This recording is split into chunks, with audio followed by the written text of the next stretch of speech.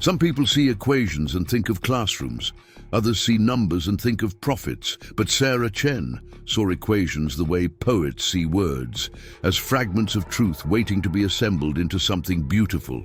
She didn't know that scribbling physics formulas on coffee-stained napkins during her graveyard shift at Murphy's Diner would one day catch the attention of tech billionaire Marcus Reed, or that those same napkins would eventually rewrite our understanding of quantum mechanics. Before we jump back in, tell us where you're tuning in from, and if this story touches you, make sure you're subscribed, because tomorrow I've saved something extra special for you. The fluorescent lights of Murphy's Diner hummed their familiar tune at 3 in the morning, casting everything in that particular shade of tired yellow that only all-night establishments seem to master. Sarah Chen moved between the cracked vinyl booths with practiced efficiency, her sneakers making soft squeaking sounds against the checkered linoleum floor. The coffee pot in her left hand had been brewing since midnight, and the order pad tucked into her apron pocket was filled with the usual suspects: black coffee, apple pie, the occasional burger for the late shift workers heading home. Murphy's sat at the intersection of Highway 9 and Industrial Boulevard, a location that guaranteed a steady stream of truckers, factory workers, and insomniacs who found comfort in fluorescent lighting and bottomless coffee. The diner had been there since 1962, according to the faded photograph behind the register, and it looked like very little had changed since then. Red vinyl stools lined the counter, their surfaces worn smooth by decades of use, and the jukebox in the corner still played Patsy Cline if you fed it enough quarters. Sarah had been working the night shift for 2 years, ever since she'd dropped out of graduate school at Berkeley. The transition from theoretical physics PhD candidate to small-town waitress hadn't been in any of her life plans, but life rarely consulted plans before making its adjustments. Her father's stroke had changed everything overnight, turning her from a promising young scientist into the primary caregiver for a man who could no longer remember her name most days. The move back to Millfield had been necessary but painful. She'd left behind her research on quantum field theory, her advisor Dr. Williams, who had called her work revolutionary, and her small apartment near campus where she'd spent countless nights working through equations that danced at the edge of human understanding. Now her nights were spent refilling coffee cups and wiping down tables, her days caring for a father who sometimes looked at her like she was a stranger. But Sarah's mind hadn't stopped working. Even as her hands performed the repetitive motions of service work, her thoughts continued to chase the same theoretical problems that had consumed her at Berkeley. The nature of quantum entanglement, the relationship between consciousness and wave function collapse, the possibility that reality itself might be far more fluid than anyone had dared to imagine. On slow nights, when the last trucker had rumbled back onto the highway and the only sounds were the hum of the refrigerator and the occasional car passing outside, Sarah would pull out whatever napkin she could find and begin to write. Not customer orders or inventory lists, but equations, complex mathematical relationships that explored the deepest questions of existence. She worked in the margins of her real life, stealing moments between customers to pursue the work that still called to her. The napkins accumulated in her locker, then in a shoebox under her bed at home. Hundreds of them, covered in her careful handwriting, documenting her journey through problems that had no easy answers. She told herself it was just a hobby now, a way to keep her mind sharp while she dealt with the practical realities of paying bills and managing her father's care. But late at night, when she was alone with her thoughts and her borrowed napkins, Sarah knew she was still a physicist. The setting had changed, but the questions remained the same. The diner's regular customers had no idea that their quiet waitress was working on theories that could potentially revolutionize quantum mechanics. To them, she was simply Sarah, The girl who remembered how everyone liked their coffee and never forgot to ask about family photos they'd shown her months ago. She was efficient without being rushed, friendly without being intrusive, the kind of server who made people feel comfortable in a place that specialized in temporary comfort. Tom Bradley, who drove long-haul routes between San Francisco and Denver, always ordered the same thing: black coffee, wheat toast, and scrambled eggs. He'd been stopping at Murphy's for 15 years and had watched Sarah grow from the awkward college kid who'd helped out summers to the competent young woman who now ran the night shift with quiet authority. "You're too smart for this place," he'd told her once, stirring sugar into his coffee while she wiped down the counter nearby. Sarah had smiled and shrugged. Smart is relative. Besides, someone has to keep you truckers caffeinated. But Tom was right, even if Sarah couldn't afford to acknowledge it. She was too smart for Murphy's Diner, too educated for refilling coffee pots, too passionate about theoretical physics to spend her life asking if customers wanted their eggs over easy or scrambled. The disconnect between her capabilities and her circumstances created a constant low-level tension that she'd learned to carry like a familiar ache. Her co-workers didn't know about her background either. Maria, who worked the evening shift, assumed Sarah was just another local girl who'd never left town. Dave, the cook, appreciated that she never complained about difficult customers and always helped clean the kitchen before her shift ended, but he'd never thought to ask what she'd done before coming to Murphy's. Even Pete Murphy, the owner's son who managed the place, now that his father was too old to work, saw her as reliable help rather than someone who might have other dreams. The invisibility was both protective and isolating.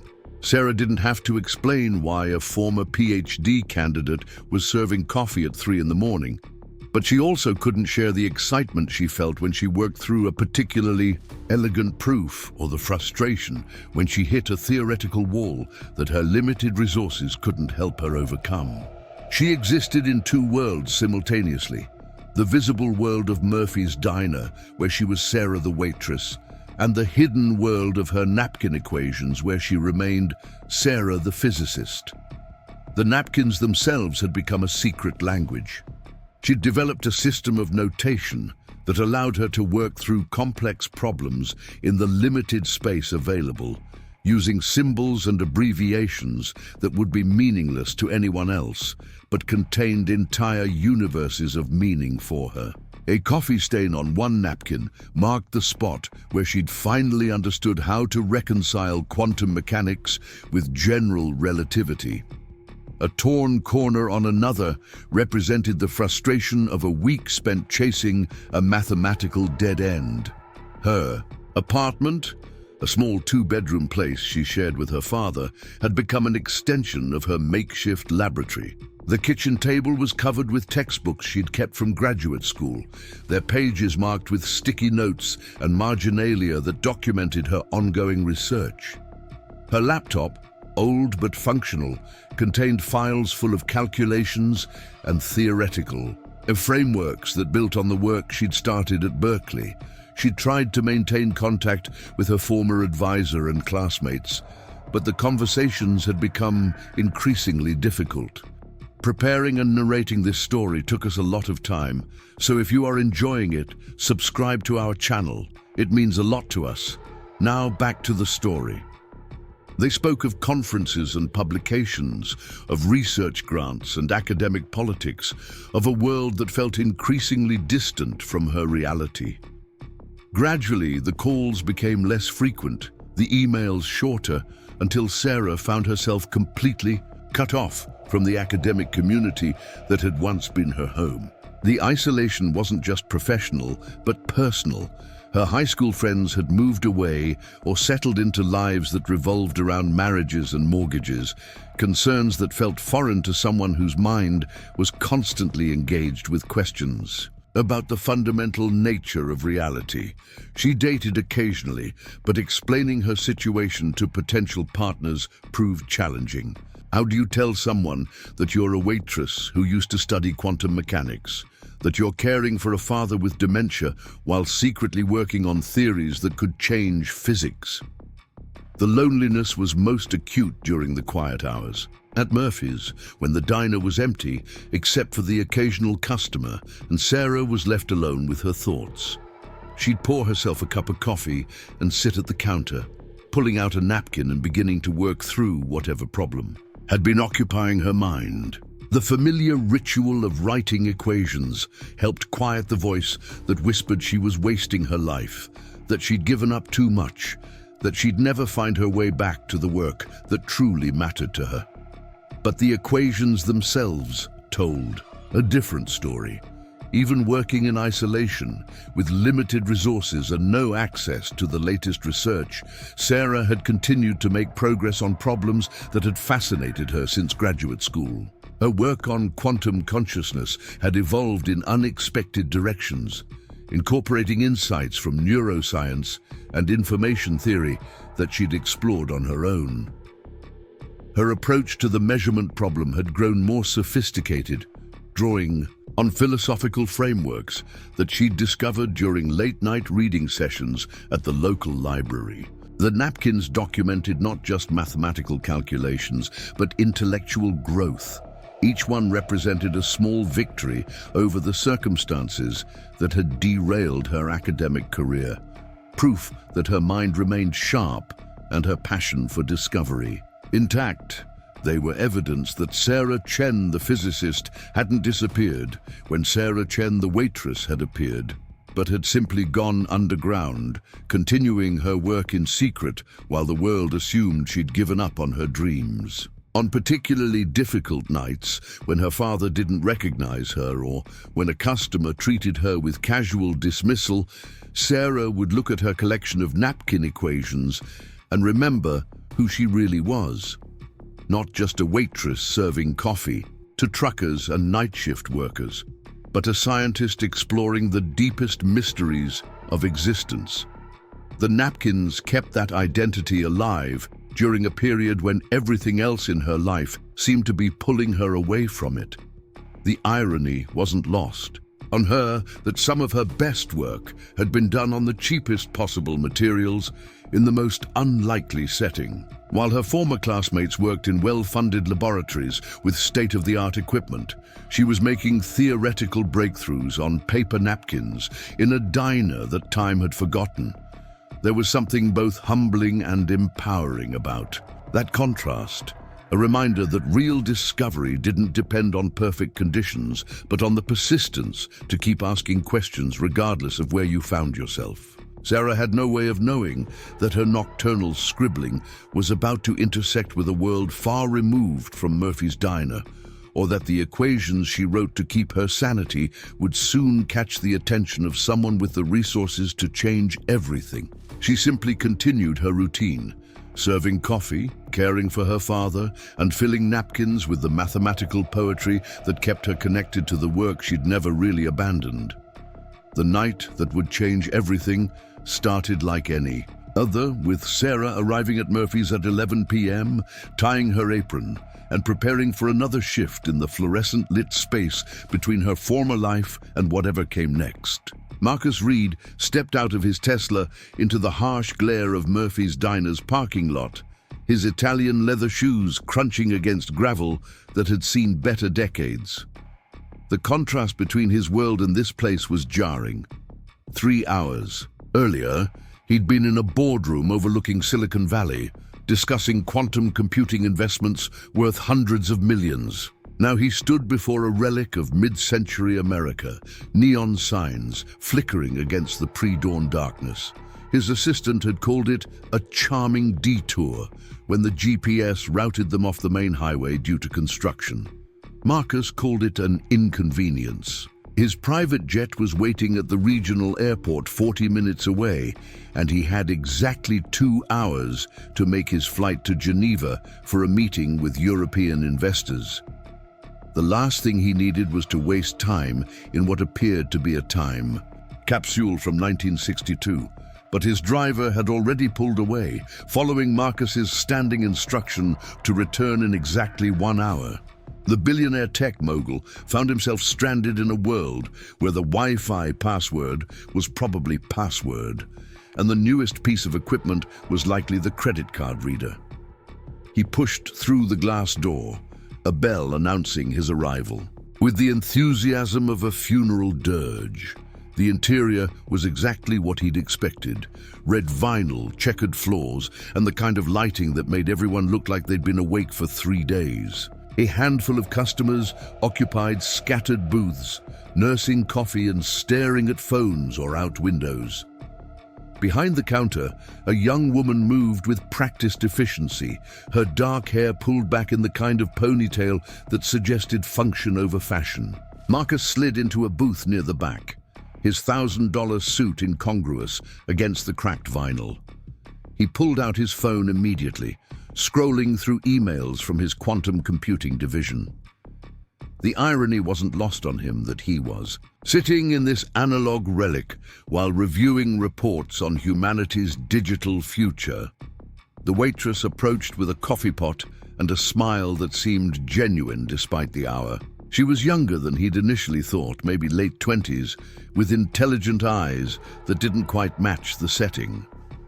There was something about her presence that suggested she was performing a role rather than living it naturally. "Coffee?" she asked, already reaching for the cup on his table. Marcus nodded absently, still focused on his phone. "Black. And whatever passes for food here at this hour." "The pie's good," she said, filling his cup with practiced precision. "Apple or cherry, the eggs are fresh, and Dave makes a decent omelette if you're looking for something more substantial." "Whatever's fastest," Marcus replied without looking up. He was reading an email from his quantum research team about their latest breakthrough in quantum entanglement, the kind of work that represented the cutting edge of human knowledge. The contrast between his immediate surroundings and the subject matter on his screen felt almost surreal. Sarah returned to the counter, placing his order with Dave through the kitchen window. She'd served enough late-night customers to recognize the type, wealthy, impatient, treating her like part of the furniture. His suit alone probably cost more than she made in 6 months, and his dismissive attitude suggested he was accustomed to people existing solely for his convenience. She'd learned not to take it personally. People like him moved through the world assuming everyone else was a supporting character in their story. They never wondered about the interior lives of the people who served them coffee or cleaned their offices or delivered their food. She was invisible to him in the way that service workers often were to the wealthy, a function rather than a person. But as she wiped down tables and refilled condiment containers, Sarah found herself glancing at his table. He was completely absorbed in his phone, occasionally typing rapid responses or taking brief calls in a voice too low for her to hear clearly. His whole body language suggested urgency, as if every moment spent in Murphy's diner was costing him something valuable. 20 minutes passed before Dave rang the bell for Marcus's order. Sarah approached with a plate of scrambled eggs, wheat toast, and hash browns, the kind of basic meal that had sustained working people for generations. She set it down carefully, refilling his coffee cup without being asked. Marcus barely acknowledged her, continuing to read what appeared to be a technical document on his phone. Sarah started to turn away, then paused. From her angle, she could see part of his screen, and the equations visible there made her breath catch in her throat. They were quantum mechanics equations, but not the elementary versions found in undergraduate textbooks. These were advanced mathematical expressions dealing with quantum field theory and entanglement, the kind of work that represented the absolute frontier of physics research. Her eyes automatically began parsing the mathematics, her brain engaging with the familiar, symbols and relationships, even as she stood there holding a coffee pot. Without thinking, she found herself studying the equations more closely. There was something wrong with one of the derivations, a subtle error in the mathematical framework that would cascade through any calculations based on it. The mistake was sophisticated enough that it wouldn't be obvious to someone without deep expertise in quantum mechanics, but to Sarah's trained eye, it stood out like a discordant note in a symphony. She realized she'd been standing there too long when Marcus finally looked up, his expression showing mild annoyance at her continued presence. "Is there something else?" he asked, his tone suggesting that there shouldn't be. Sarah hesitated, aware that she was about to cross a line that couldn't be uncrossed. She could walk away, let him continue reading his flawed equations, and maintain the comfortable invisibility that had protected her for 2 years. Or she could speak up and risk revealing herself in ways that might complicate her carefully constructed life. "I'm sorry," she said finally, "but I couldn't help noticing your equations. There's an error in the third line of the derivation you're looking at." Marcus stared at her as if she'd suddenly started speaking an alien language. His first instinct was disbelief, followed quickly by irritation. He was reviewing confidential research from some of the brightest minds in quantum computing, work that represented millions of dollars in investment and years of advanced study. The idea that a waitress in a highway diner had spotted an error that had escaped his team of PhD physicists was absurd. "I'm sorry, what?" he said, his voice carrying the kind of polite dismissal reserved for people who had clearly overstepped their bounds. Sarah felt her cheeks flush, but she'd committed herself now. "The equation on your screen, the one dealing with quantum superposition states, you've got a sign error in the third line that's going to throw off everything that follows."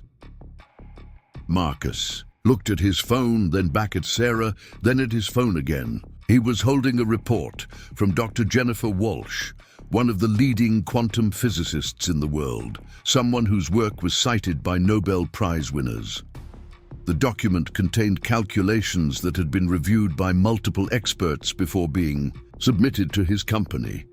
"You're telling me you can read quantum mechanics equations," he said slowly, as if testing the words to see how ridiculous they sounded. "I can read them, yes," Sarah replied, setting down the coffee pot so she wouldn't spill it from her trembling hands. "I used to study theoretical physics at Berkeley before I moved back here." The admission hung in the air between them like a confession.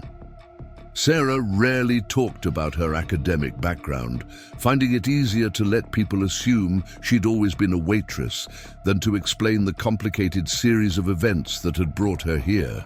But something about the equations on his screen had triggered an automatic response, her physicist's brain overriding her caution. Marcus studied her face, looking for signs of deception or delusion. He'd encountered plenty of people who claimed expertise they didn't possess, usually motivated by the desire to impress or gain advantage. But there was something different about this woman's demeanor. She wasn't boasting or trying to ingratiate herself. If anything, she seemed almost reluctant to have revealed her knowledge. "Berkeley," he repeated.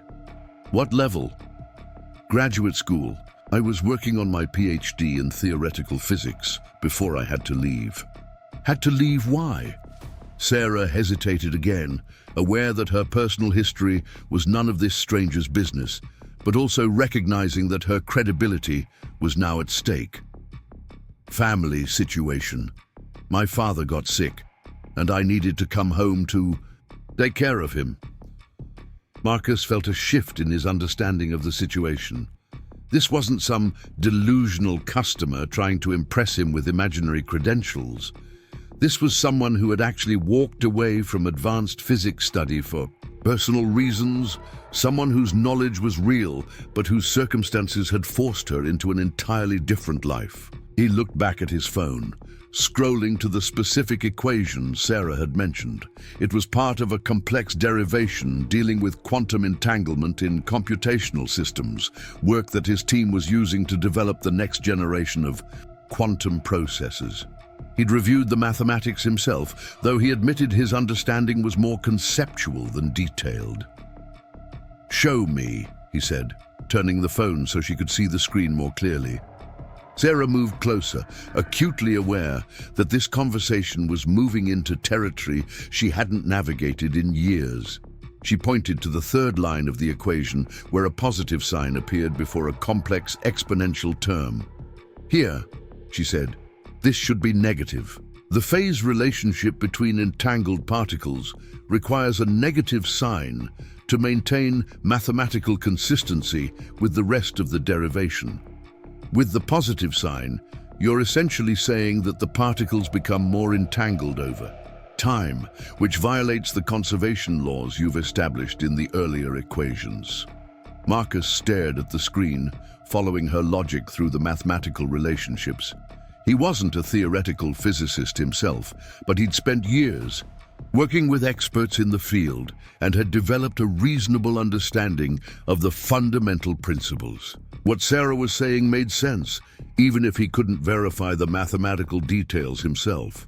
"This research represents millions of dollars in investment," he said slowly. "Are you telling me my entire team missed something this basic?" "It's not basic," Sarah replied. "It's actually a very subtle error that would only be apparent to someone who's worked extensively with quantum field theory. The mistake probably originated from using a simplified version of the equations that works fine for most applications, but breaks down when you're dealing with complex entanglement scenarios." She paused, realizing she was getting carried away. With her explanation, "I could be wrong, of course. I'm just going by what I can see on the screen." "No." But Marcus was already pulling up his contacts, scrolling to Dr. Walsh's number. He glanced at the time, realizing it was after midnight on the West Coast, then decided he didn't care. He placed the call, putting it on speaker without asking. "Sarah's permission." Dr. Walsh answered on the fourth ring, her voice thick with sleep. "Marcus, do you have any idea what time it is?" "Jennifer, I need you to look at the quantum entanglement derivation in the report you sent me yesterday. Specifically, the third line of equation, 7b. There was a pause, followed by sounds of movement, as Dr. Walsh presumably reached for her laptop. "Can this wait until morning? I can review the entire section first thing tomorrow." "Just look at the sign in front of the exponential term in line 3. More silence than typing sounds. "Okay, I'm looking at it. What's the issue?" Marcus looked at Sarah, who nodded encouragingly. "Should that be a positive or negative sign?" The silence stretched longer this time. When Dr. Walsh spoke again, her voice carried a different quality. "Oh hell, that should definitely be negative. How did you catch that?" "I didn't," Marcus replied, looking directly at Sarah. "Someone else did." He ended the call and set his phone on the table, staring at the woman who had just identified an error that had escaped one of the world's leading quantum physics teams. The mathematics she'd referenced, the confidence with which she'd explained the problem, the casual way she'd mentioned complex theoretical concepts, all of it suggested a level of expertise that seemed impossible given her current circumstances. "Who are you?" he asked quietly. Sarah felt the weight of the question, understanding that it carried implications far beyond simple curiosity. For 2 years, she'd been nobody, just another service worker moving invisibly through other people's lives. Now, suddenly, she was being seen in a way that felt both thrilling and terrifying. "I'm Sarah Chen," she said, "and until about 5 minutes ago, I was just your waitress." Marcus studied her face, recognizing something he rarely encountered in his world: genuine brilliance constrained by circumstances rather than ambition. He'd spent his career surrounded by brilliant people, but most of them had been positioned to leverage their intelligence for maximum advantage. This woman was different. She possessed extraordinary knowledge, but was using it to pour coffee and serve eggs to truckers. "What was your research focus at Berkeley?" he asked. "Quantum, or consciousness and the measurement problem," Sarah replied. "I was working on theoretical frameworks for understanding how consciousness might interact with quantum mechanical systems." Marcus felt his pulse quicken. Quantum consciousness was one of the most challenging areas in theoretical physics, sitting at the intersection of neuroscience, philosophy, and quantum mechanics. It was also directly relevant to his company's research into quantum artificial intelligence systems. "That's highly speculative work," he said. "Most breakthrough physics starts as speculation," Sarah replied. "The question is whether the speculation leads somewhere useful." "Did yours?" Sarah hesitated, aware that she was approaching territory she'd kept private for years. Her research at Berkeley had produced some promising theoretical frameworks, but she'd never had the opportunity to fully develop or test them. The work existed only in her notebooks and in the equations she continued to explore on stolen napkins during quiet moments at the diner. "I think so," she said finally, "but I never got the chance to find out for certain." Marcus made a decision that would have seemed impossible an hour earlier. He pulled out his business card and slid it across the table to Sarah. The simple white card bore his name, title, and contact information. But Sarah recognized the company logo immediately. Read Quantum Dynamics, one of the most innovative technology companies in the world.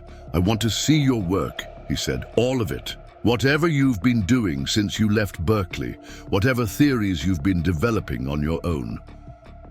Sarah stared at the card as if it might disappear if she looked away.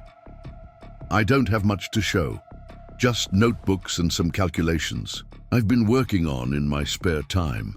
I don't care if you've been writing on the back of napkins," Marcus said. "If you caught an error that my team missed, if you really understand quantum consciousness theory, then you have something I need." The irony of his napkin comment wasn't lost on Sarah, but she kept her expression neutral. "What exactly are you offering?" "A chance to get back to real physics," Marcus replied. "My company is working on quantum AI systems that could revolutionize computing. We need theoretical physicists who understand the intersection of consciousness and quantum mechanics. The question is whether you're interested in being more than just a waitress." Sarah felt the walls of her carefully constructed life beginning to shift. For 2 years, she'd accepted that her career in physics was over, that her dreams of contributing to human knowledge were casualties of family obligation and economic necessity. Now, suddenly, a stranger was offering her a way back to the work. She'd never stopped loving, but accepting would mean leaving her father, abandoning the stability she'd built in Millfield, and re-entering a world she'd been away from for years. It would mean taking risks she wasn't sure she was prepared for, trusting someone she'd known for less than an hour with the future she'd thought was lost forever. "I need to think about it," she said finally. "Of course," Marcus replied, finishing his coffee and leaving money on the table that was 3 times what the meal had cost. "But don't think too long. Opportunities like this don't wait forever." He stood to leave, then paused at the edge of the table. "Sarah, what you did tonight, catching that error, that's not something most people could do. Don't waste that kind of talent serving coffee to truckers." After he left, Sarah stood alone in the fluorescent-lit diner, holding a business card that felt like it weighed more than everything else in her life combined. Through the window, she watched his black Tesla disappear into the pre-dawn darkness, carrying with it the possibility of a future she'd convinced herself was impossible. The rest of her shift passed in a blur of automatic motions and racing thoughts. She poured coffee and took orders, but her mind was elsewhere, spinning through the implications of what had just happened. A billionaire tech mogul had walked into her diner, and she'd corrected his quantum physics equations. The situation was so surreal that she might have dismissed it as a stress-induced hallucination, if not for the business card still tucked in her apron pocket. When her replacement arrived at 7 a.m., Sarah drove home through streets that looked exactly the same as they had 12 hours earlier, Even though her world had fundamentally changed, her father was still sleeping, his medication keeping him peaceful until mid-morning.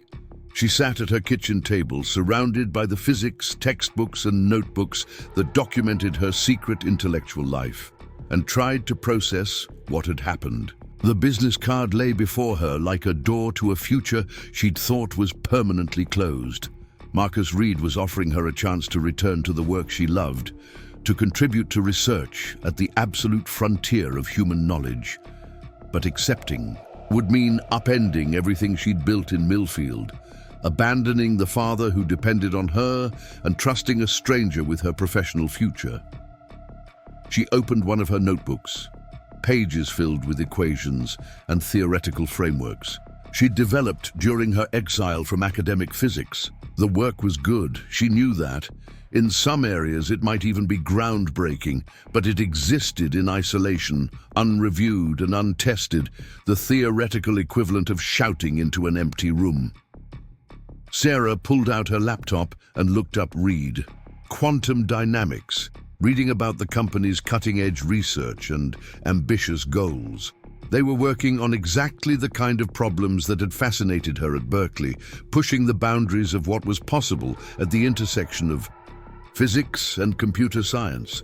The opportunity Marcus was offering wasn't just a job, it was a chance to help shape the future of human knowledge. But as she read about the company's Silicon Valley headquarters, its international conferences and research collaborations, Sarah was reminded of how far she'd traveled from that world.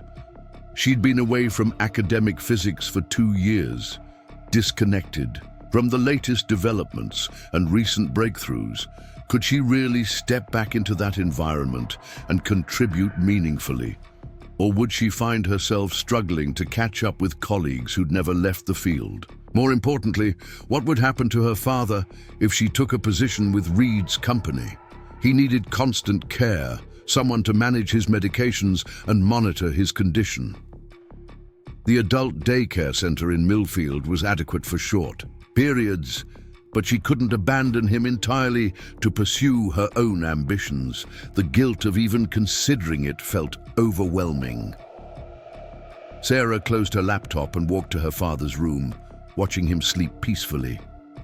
He looked smaller than she, remembered from her childhood, diminished by the disease that was slowly erasing his memories. Some days he still recognized her, still called her by name, and asked about her work. Other days, he treated her like a friendly stranger, polite but distant. She'd given up her career to care for him, and she'd never regretted that decision. Family came first, obligations had to be met, and some sacrifices were simply necessary. But now, facing the possibility of returning to physics, Sarah found herself questioning whether her martyrdom was really helping anyone.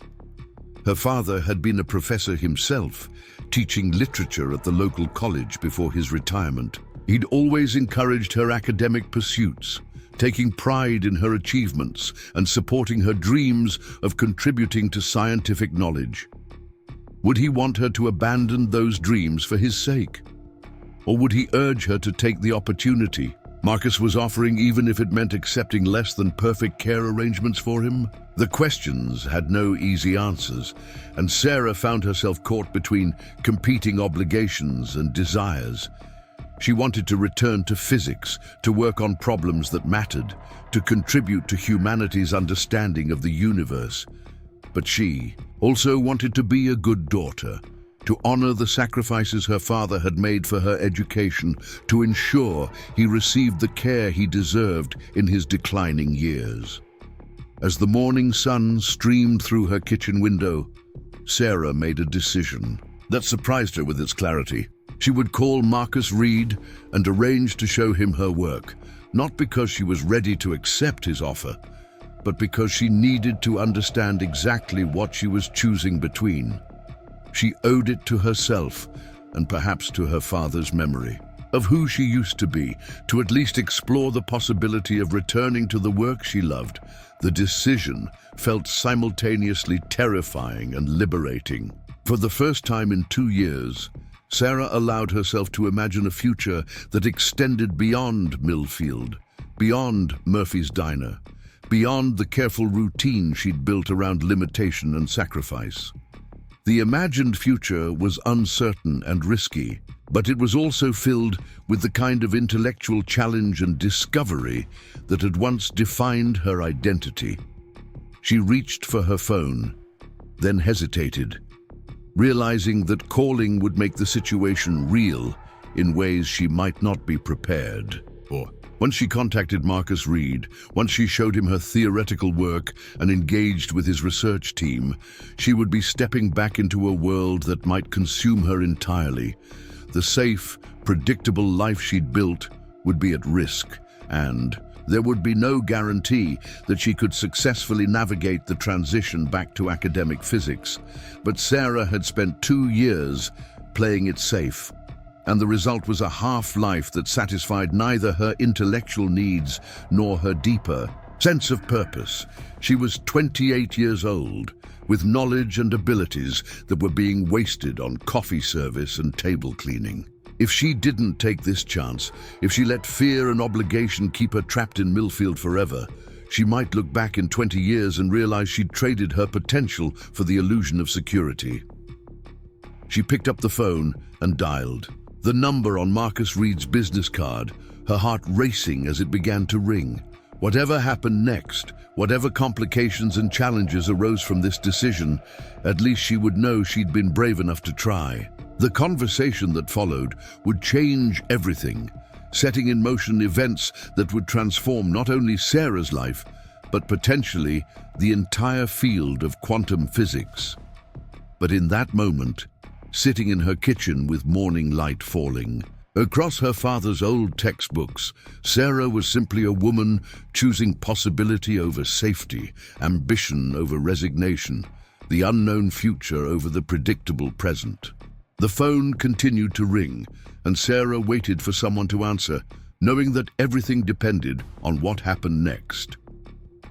The Reed Quantum Dynamics headquarters occupied a gleaming tower in Palo Alto, its glass facade reflecting the California sun with an intensity that made Sarah squint as she approached the main entrance. 3 weeks had passed since her video conference with Marcus Reed, and now she stood before the physical manifestation of everything she'd dreamed about during those long nights at Murphy's Diner. The building represented the pinnacle of technological innovation, a place where theoretical physics met unlimited resources and ambitious vision. Sarah adjusted the strap of her laptop bag, feeling simultaneously overdressed and underprepared. She'd bought new clothes for her first day, trading her waitress uniform for business casual attire that felt foreign after 2 years of aprons and comfortable shoes. Her reflection in the building's mirrored surface showed someone who looked like they belonged in this world of cutting-edge science.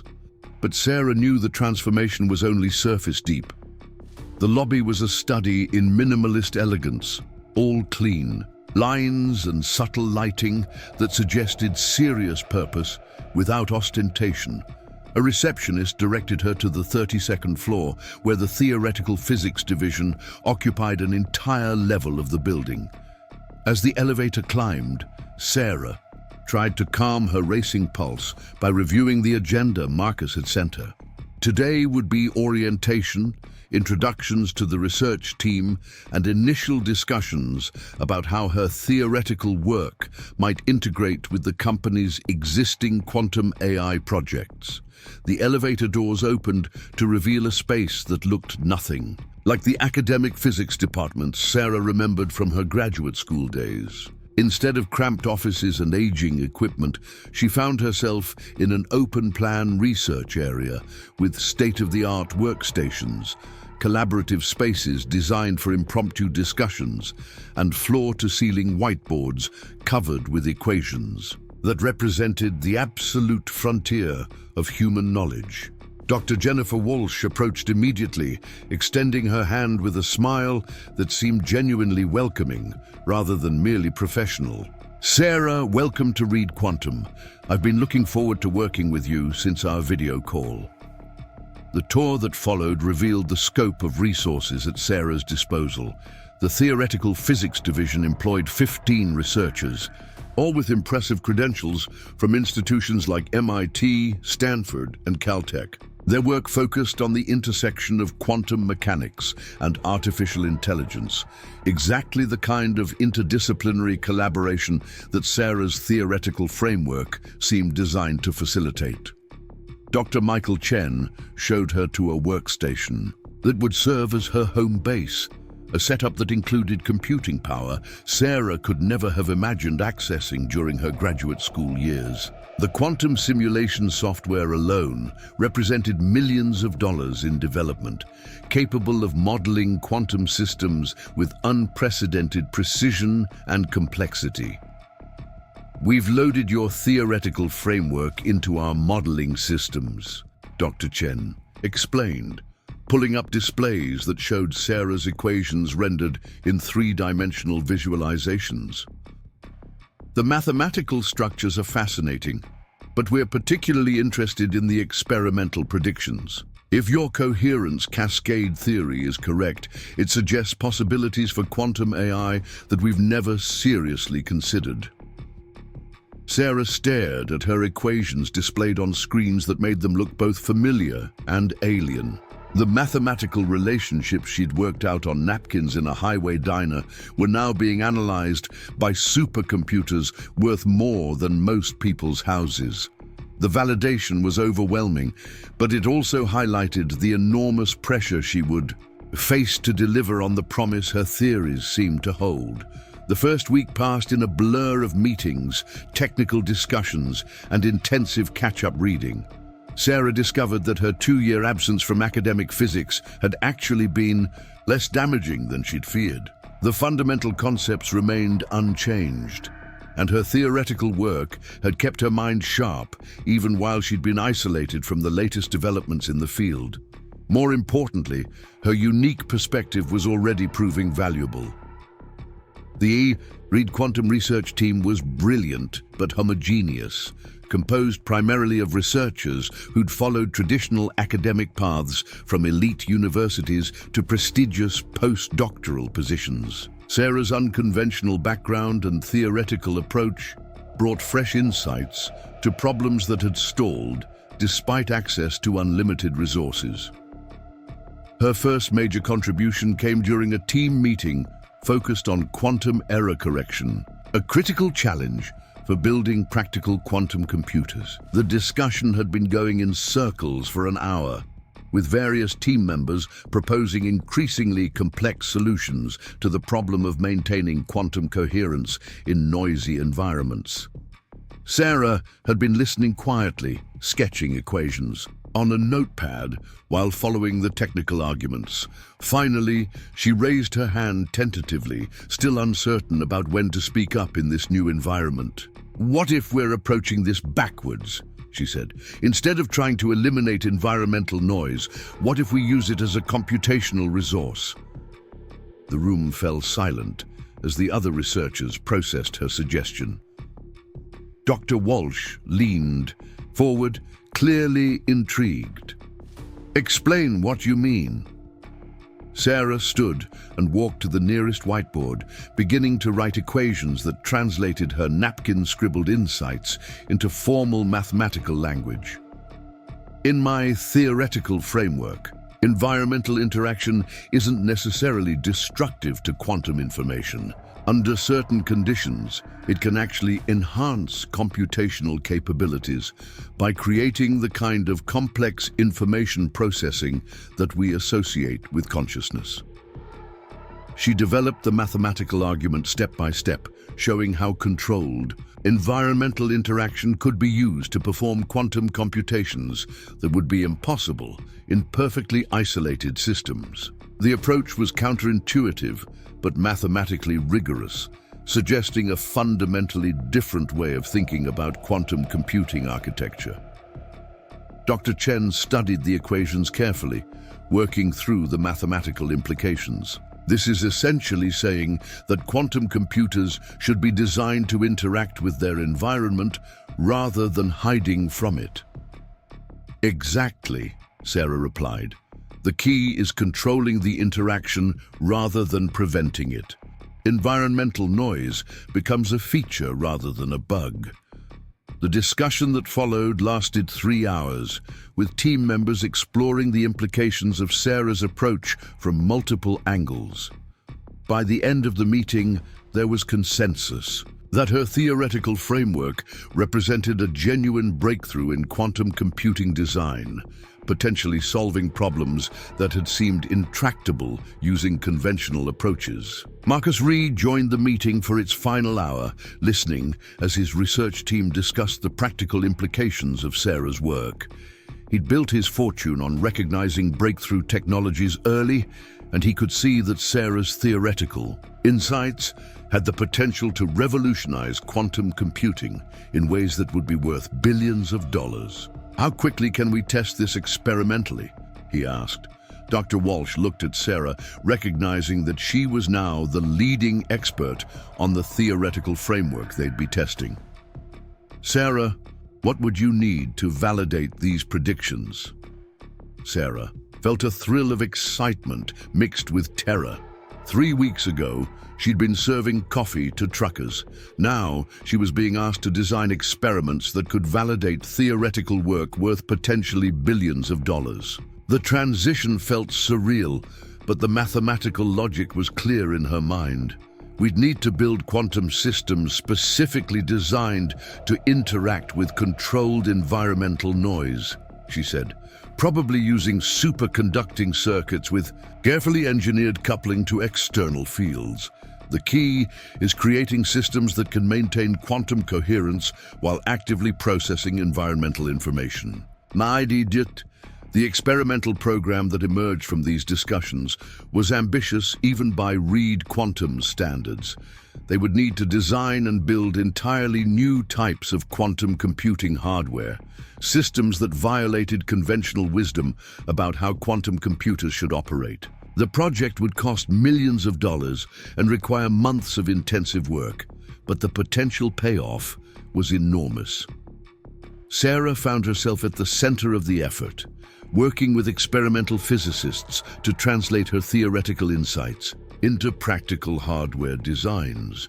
The collaborative environment was intoxicating after years of intellectual isolation. She was surrounded by people who understood her ideas, who could build on them and challenge them in productive ways. The work was demanding in ways that serving coffee had never been. Sarah regularly worked 12-hour days, immersed in technical discussions and complex mathematical derivations. But unlike her shifts at Murphy's Diner, the work felt meaningful and fulfilling. She was contributing to humanity's understanding of fundamental physics while simultaneously developing technologies that could transform computing and artificial intelligence. Her personal life in California was simpler than it had been in Millfield, but also more isolated. She lived in a corporate apartment near the Reed Quantum offices, a comfortable but anonymous space that served as little more than a place to sleep between work sessions. She had little time for social activities or personal relationships, but that didn't bother her. The work itself was engaging enough to fill most of her emotional needs. She called her father regularly, checking in with the care facility where he was living. The reports were generally positive. He was comfortable and well cared for, though his condition continued to deteriorate gradually. Some days he remembered her clearly, asking detailed questions about her new job and expressing pride in her achievements. Other days he was confused about who she was or where she was living. The guilt of leaving him was a constant background. Her presence, but Sarah had to admit that professional care was probably better for him than her amateur efforts had been. The facility had medical staff, structured activities, and other residents for social interaction. Her father seemed happier and more engaged than he'd been during his final months in Millfield.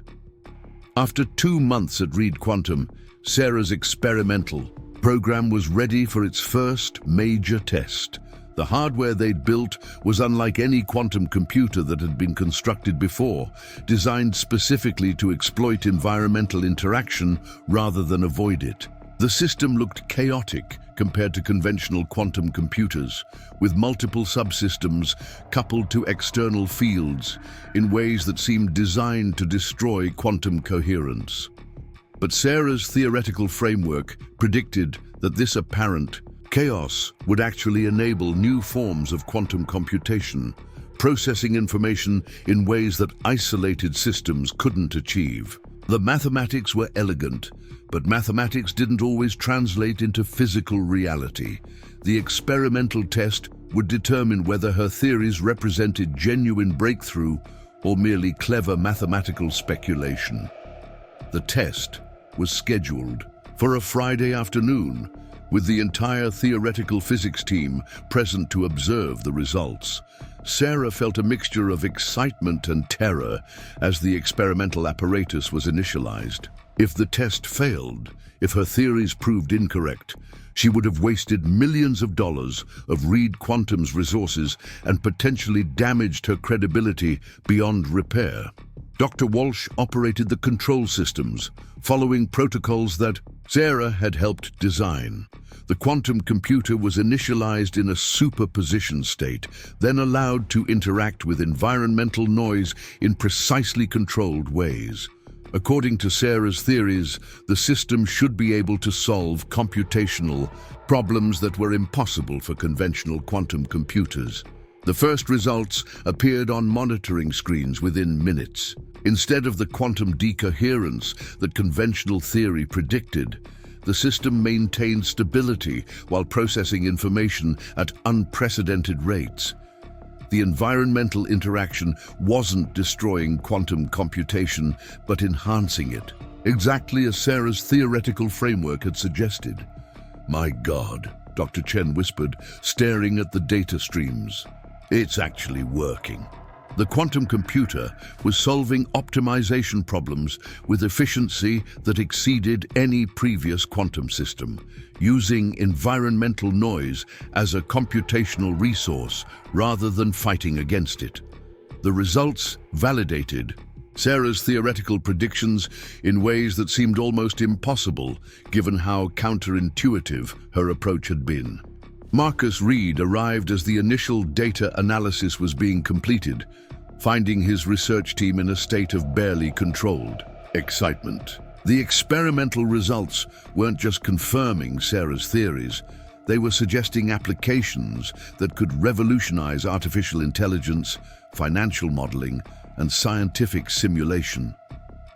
"Sarah," he said, approaching her workstation, where she was reviewing the experimental data, "do you understand what you've accomplished here?" She looked up from the computer screen, still somewhat in shock at seeing her theoretical work validated so dramatically. "I think so. We've demonstrated that quantum computers can use environmental interaction as a computational resource." "You've done more than that," Marcus replied. "You've potentially solved the biggest technical challenge in quantum computing. This approach could make quantum computers practical for applications that we've only dreamed about." The implications were staggering. Conventional quantum computers required expensive isolation systems to protect quantum states from environmental interference. Sarah's approach eliminated that requirement while actually enhancing computational capability. The cost savings alone would be enormous, but the performance improvements suggested possibilities that went far beyond incremental advances. Over the following weeks, additional experiments confirmed and extended the initial results. Sarah's theoretical framework wasn't just correct, it was opening entirely new directions for quantum computing research. The scientific papers that emerged from the work were immediately recognized as breakthrough contributions, establishing Sarah as one of the leading voices in quantum information theory. The transformation in her professional status was dramatic. Within 3 months of leaving Murphy's Diner, Sarah had become one of the most sought-after theoretical physicists in the world. Conference invitations arrived weekly, universities offered visiting positions, and other technology companies attempted to recruit her away from Reed Quantum with increasingly extravagant offers. But Sarah remained focused on the work itself, rather than the recognition it brought. The experimental validation of her theories had opened new theoretical directions that were even more ambitious than her original framework.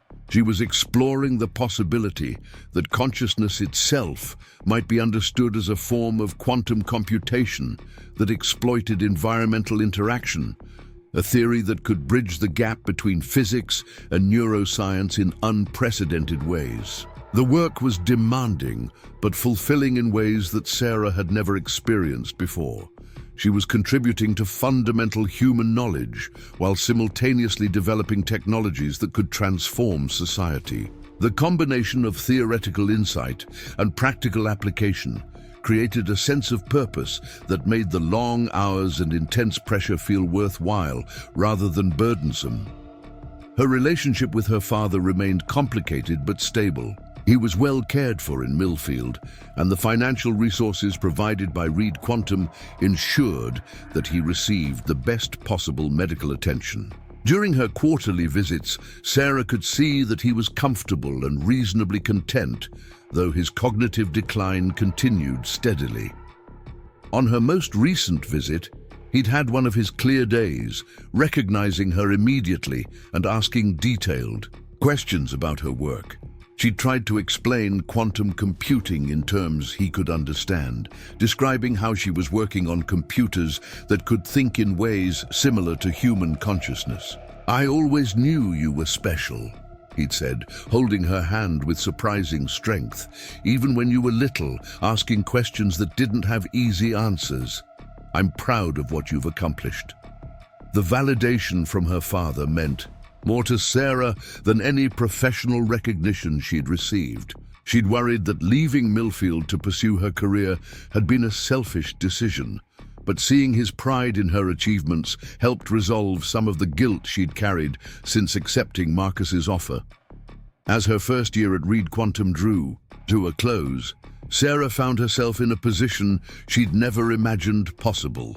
She was leading a research program that was redefining quantum computing, working with unlimited resources on problems at the absolute frontier of human knowledge. The theoretical framework she'd developed on napkins in a highway diner had evolved into a comprehensive theory of quantum consciousness that was attracting attention from physicists, neuroscientists, and philosophers around the world.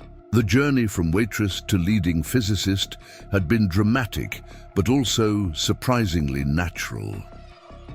The intellectual capabilities that had made her successful at Reed Quantum were the same ones that had allowed her to identify errors in Marcus's equations during that first encounter at Murphy's Diner. The setting had changed, but the fundamental process of seeing patterns and solving problems remained constant. Sarah's story was becoming legendary within the physics community, inspiring other unconventional researchers to pursue ambitious theoretical work, despite obstacles and limitations. She received regular correspondence from graduate students, postdocs, and even senior researchers who felt trapped by conventional career paths and academic politics. Her response was always the same: pursue the work that genuinely interests you, regardless of whether it fits conventional expectations. The most important discoveries often come from unexpected directions, from people who approach problems with fresh perspective rather than accumulated assumptions.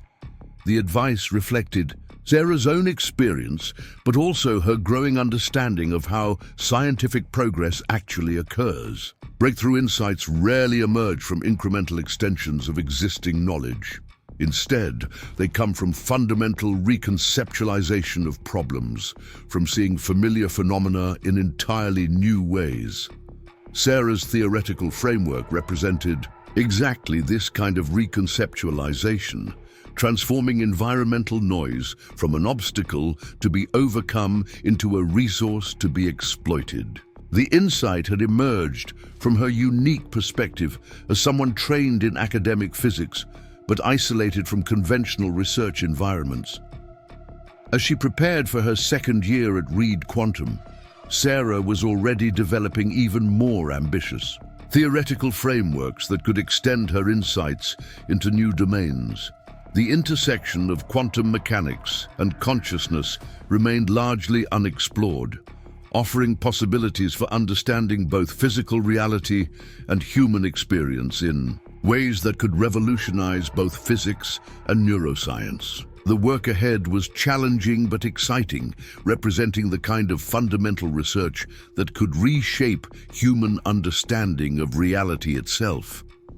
Sarah had found her way back to the intellectual challenges that had originally drawn her to physics, but with resources and support that exceeded anything she'd imagined possible during her graduate school years. The transformation from waitress to leading physicist was complete, but Sarah understood that it represented not an ending, but a beginning. The real work lay ahead, in the exploration of theoretical territories that were still largely unmapped. She was no longer serving coffee to truckers, but she was still serving something larger than herself, the human quest to understand the deepest mysteries of existence. The napkins from Murphy's Diner had been replaced by sophisticated computer modeling and experimental validation, but the fundamental process remained the same. Sarah continued to see patterns that others missed, to ask questions that challenged conventional wisdom, and to pursue theoretical insights wherever they might lead. The setting had changed dramatically, but the essential work of discovery continued unchanged. The call came at 3 in the morning, jarring Sarah from the deep sleep that had become increasingly rare as her research intensified. The caller, AD, showed the care facility in Millfield, and Sarah's heart immediately began racing. Calls at this hour were never good news. Ms. Chen, this is Margaret from Sunset Manor, the voice said gently. I'm afraid your father took a turn for the worse this evening.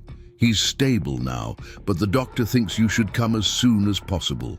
Sarah was on a plane to California's Central Valley 6 hours later, her mind cycling between worry about her father and frustration at the timing. She was in the middle of preparing for the most important presentation of her career, a keynote address at the International Quantum Computing Conference, where she would present her latest theoretical breakthroughs to an audience that included Nobel laureates and technology leaders from around the world. The presentation represented the culmination of 18 months of intensive research at Reed Quantum. Sarah's work had evolved far beyond her original theoretical framework, incorporating experimental results that had validated her most ambitious predictions about quantum consciousness and environmental interaction. The scientific community was calling it revolutionary work that could redefine the relationship between physics and artificial intelligence. But as Sarah sat in the cramped airline seat, reviewing notes for a presentation she might not be able to give, her father's health seemed infinitely more important than any professional achievement. She'd sacrificed 2 years of her life caring for him before joining Reed Quantum, and the guilt of prioritizing her career over his needs during the past 18 months had been a constant background presence. The care facility was exactly as she remembered it, a well-maintained building that managed to feel both institutional and homelike. Margaret met her in the lobby, a middle-aged woman with the kind of professional compassion that came from years of delivering difficult news to worried families. He had what appears to be a small stroke yesterday evening, she explained as they walked toward her father's room. His speech is more affected than it was before, and he's having trouble with short-term memory. The doctor says he's not in immediate danger, but his condition is definitely declining. Sarah found her father awake but confused, looking at her with the polite interest he showed to unfamiliar visitors. The man who had once been a literature professor, who had encouraged her scientific ambitions and supported her dreams, now struggled to remember her name or understand why she was there. "Hello," he said pleasantly. "Are you one of the nurses? I don't think we've met." The words hit Sarah like physical blows. She'd known this day would come, had been preparing herself for the inevitable progression of his dementia. But the reality of being forgotten by her own father was devastating in ways that no amount of preparation could diminish. She spent the next 3 days at his bedside, watching him drift in and out of awareness, sometimes recognizing her and sometimes treating her like a stranger. The medical staff was competent and caring, but there was little they could do beyond making him comfortable and managing his medications. During the quiet hours when her father slept, Sarah found herself reviewing the presentation materials she'd brought with her. The irony wasn't lost on her that she was preparing to discuss the nature of consciousness while watching her father's consciousness slowly dissolve. The theoretical frameworks that had made her famous seemed abstract and irrelevant compared to the immediate reality of cognitive decline. Her phone buzzed constantly with messages from Reed Quantum.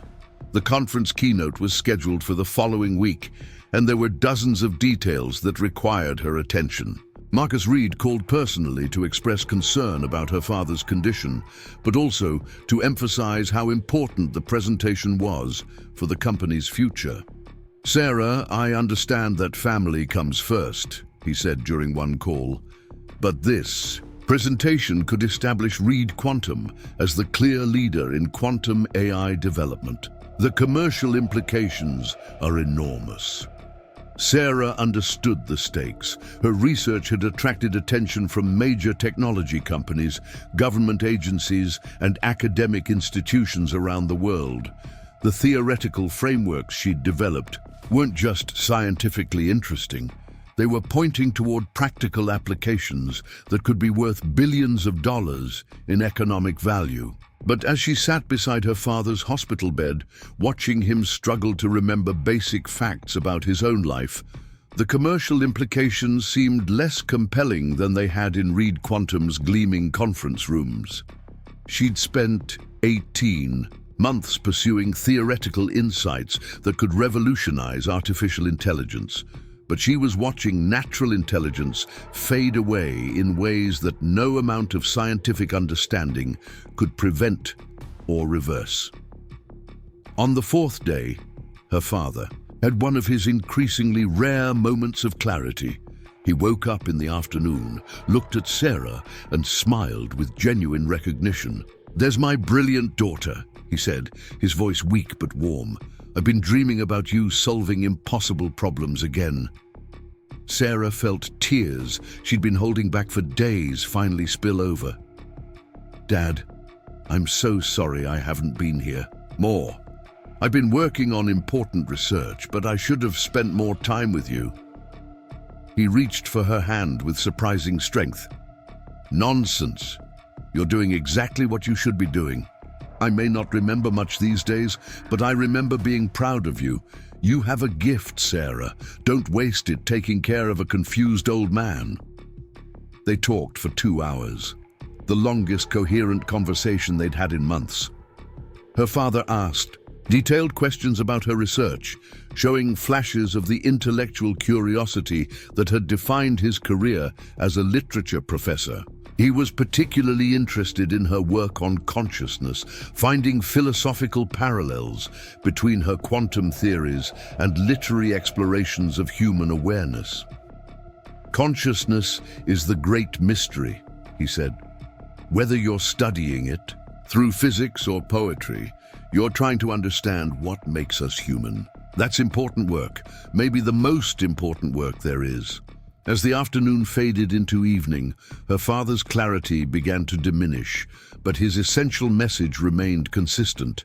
He wanted her to pursue her research, to contribute to human knowledge in ways that would outlast their individual lives. His pride in her achievements was more important to him than her physical presence during his decline. That evening, Sarah made a decision that surprised her with its clarity. She would return to California and give the keynote presentation, not despite her father's condition, but because of it. His encouragement had reminded her why the work mattered, why the pursuit of fundamental knowledge was worth personal sacrifice. She spent one more day with her father, then flew back to California with a renewed sense of purpose. The presentation she would give at the conference would be dedicated to him, a tribute to the man who had encouraged her scientific curiosity even as his own cognitive abilities faded away.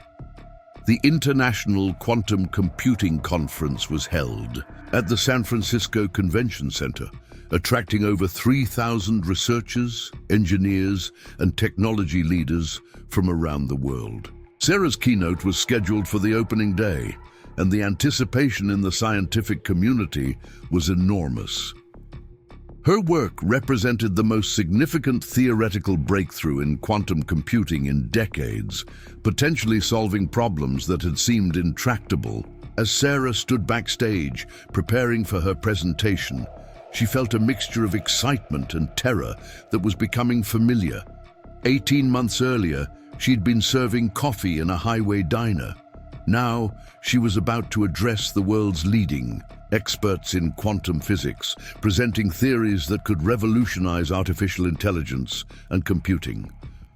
The auditorium was packed beyond capacity, with overflow crowds watching on video screens in adjacent rooms. The audience included Nobel Prize winners, technology CEOs, and government officials responsible for funding quantum research.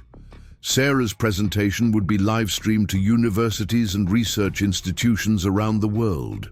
Marcus Reed introduced her with enthusiasm that bordered on hyperbole, describing her work as the most important theoretical breakthrough since the development of quantum mechanics itself. The introduction emphasized her unconventional background, the journey from waitress to leading physicist that had captured public imagination and inspired countless stories in scientific journals and popular media. Sarah took the stage to sustained applause, looking out at an audience that represented the pinnacle of human scientific achievement. She thought briefly of her father, somewhere between sleep and waking in his care facility bed, and felt a surge of determination to make him proud. 18 months ago, she began, I was working the night shift at a diner in Millfield, serving coffee to truckers and writing equations on napkins during quiet moments. Today, I want to share with you what those napkin equations have taught us about the nature of consciousness, computation, and reality itself. The presentation that followed was masterful, building from basic quantum mechanical principles to the sophisticated theoretical frameworks that had emerged from Sarah's research. She explained how environmental interaction could be used as a computational resource, demonstrated experimental results that validated her theoretical predictions, and outlined the implications for artificial intelligence development. But the heart of her presentation focused on consciousness itself, the theoretical framework that suggested human awareness might be understood as a form of quantum computation that exploited environmental interaction. The mathematics were elegant and rigorous, but Sarah also conveyed the deeper philosophical implications of her work. If consciousness is indeed a quantum computational process, she said, then understanding its mechanics doesn't diminish its mystery or value. Instead, it reveals consciousness as perhaps the most sophisticated information processing system in the known universe, a natural quantum computer that has evolved over millions of years to exploit the deepest principles of physics. The audience was captivated, following her mathematical arguments while also grappling with the philosophical implications of her theories. This wasn't just technical research, but a fundamental reconceptualization of what it meant to be human, suggesting that consciousness itself might be the universe's most sophisticated quantum computer. Sarah concluded her presentation with a personal note, dedicating her work to her father and to all the people whose cognitive abilities were threatened by age or disease. "Understanding consciousness mechanistically doesn't make it less precious," she said. "If anything, it reveals consciousness as the most remarkable phenomenon in the natural world, deserving of our deepest respect and most careful study." The applause that followed was thunderous and sustained, with the entire auditorium rising to its feet in recognition of what they'd just witnessed. Sarah had delivered not just a technical presentation, but a vision of the future that was both scientifically rigorous and profoundly humanistic. The question and answer session that followed was intense but respectful, with leading researchers probing the mathematical details of Sarah's theories, while also exploring their broader implications. Several Nobel laureates offered public endorsements of her work, describing it as the kind of breakthrough that comes along perhaps once in a generation. Dr. Patricia Williams from MIT, one of the most respected figures in quantum physics, approached the microphone during the final minutes of the session. "Dr. Chen, your work represents a paradigm shift in how we think about computation, consciousness, and the relationship between mind and matter. But I'm curious about the personal dimension. How has this research changed your own understanding of consciousness and human experience?" Sarah paused, thinking of her father and the gradual loss of cognitive abilities she'd witnessed over the past several years. "Working on consciousness theory while watching someone you love lose their consciousness has been both heartbreaking and illuminating," she said. "The theoretical frameworks help me understand what's happening mechanistically, but they also highlight how precious and complex normal consciousness really is. Every moment of clear thought, every flash of recognition or understanding represents an incredibly sophisticated quantum computational process that we usually take for granted." The session concluded with extended applause and a standing ovation that lasted several minutes. Sarah had not only validated her scientific theories, but had also articulated a vision of consciousness that was both scientifically sophisticated and deeply humanistic. In the days following the conference, Sarah's presentation was viewed millions of times online, generating discussions that extended far beyond the scientific community. Philosophers, neuroscientists, and artificial intelligence researchers all found connections between their work and Sarah's theoretical frameworks. Major technology companies began incorporating her insights into their AI development programs, while universities offered her faculty positions with unprecedented resources and support. The theoretical work that had begun on napkins in Murphy's Diner was transforming entire industries and research fields. But perhaps the most meaningful response came from her father, during one of his increasingly rare moments of clarity. She'd called to tell him about the conference presentation, and he'd listened intently as she described the audience reaction and the potential impact of her work. "I watched the video," he said, surprising her with his technical understanding. "You've found a way to make consciousness both scientific and sacred. That's exactly what the world needs." The validation from her father meant more to Sarah than any professional recognition she could receive. She'd pursued theoretical insights that could revolutionize technology and human understanding, but she'd done so without losing sight of the human dimension of consciousness and the preciousness of individual experience. As she prepared for the next phase of her research, Sarah understood that her journey from waitress to leading physicist was about more than personal transformation. She demonstrated that breakthrough insights could come from unexpected sources, that theoretical work could bridge the gap between scientific rigor and human meaning, and that the pursuit of knowledge was ultimately an act of service to humanity itself. The napkins from Murphy's Diner had been replaced by sophisticated theoretical frameworks and experimental validation, but the essential work remained the same: asking deep questions about the nature of reality and pursuing answers wherever they might lead.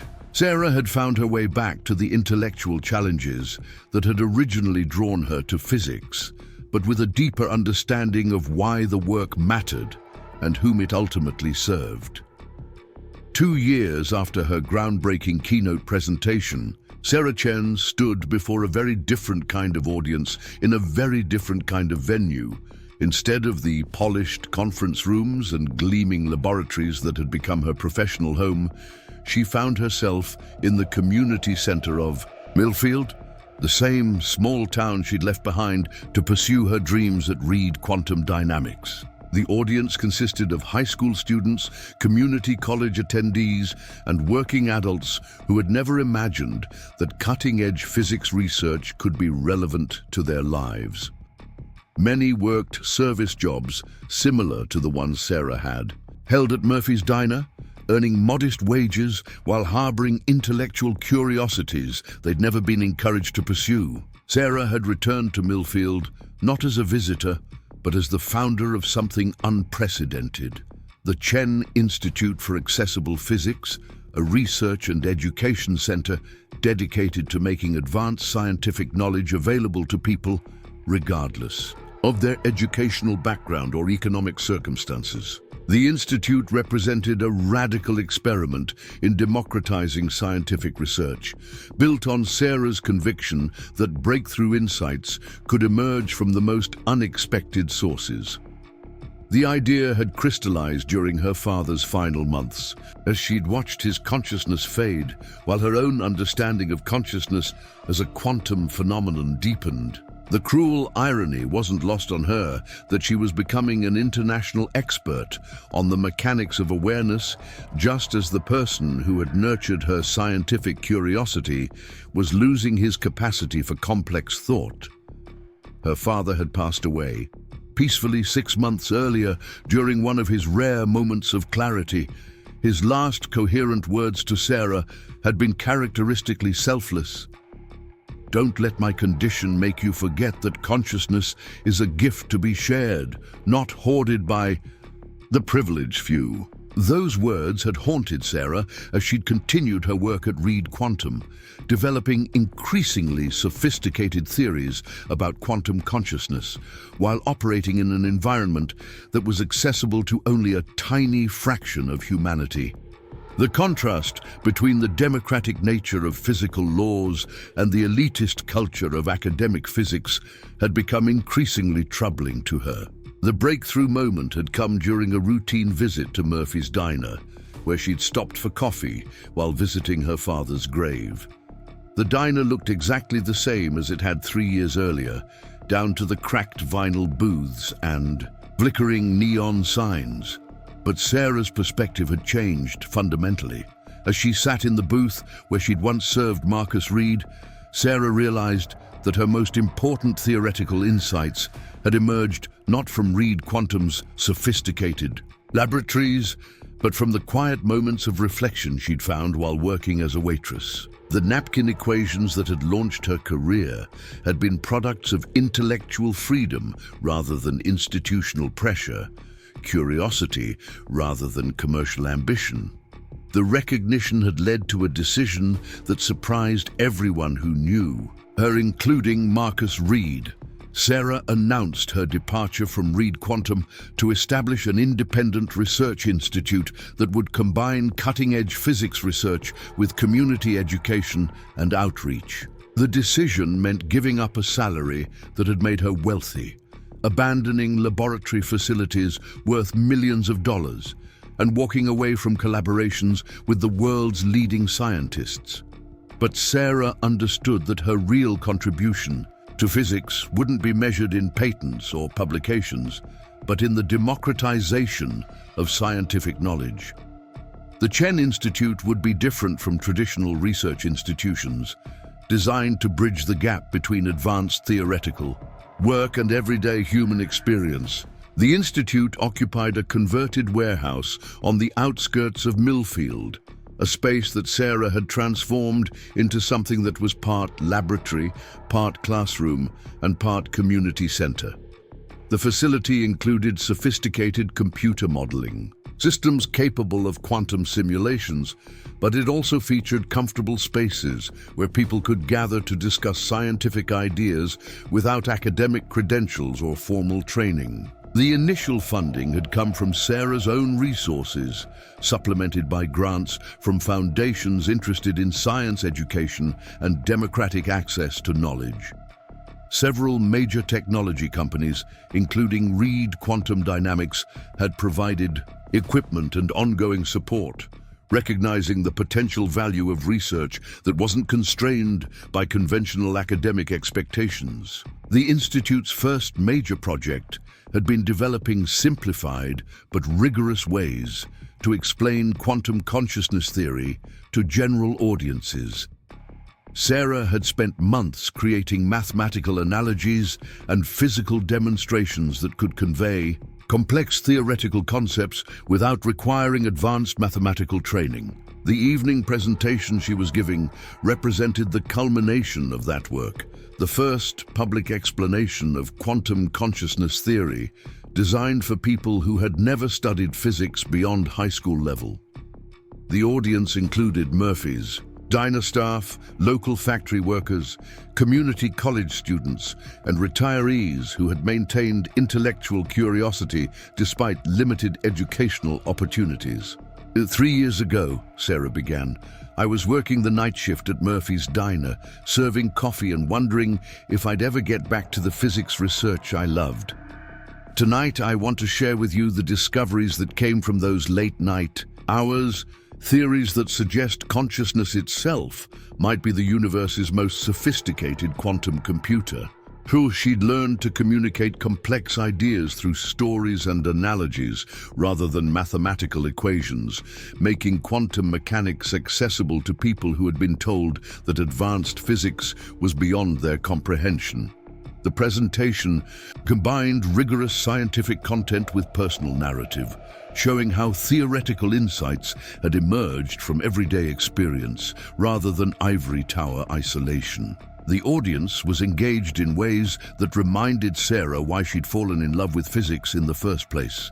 Up next, you've got 2 more standout stories right on your screen. If this one hit the mark, you won't want to pass these up. Just click and check them out.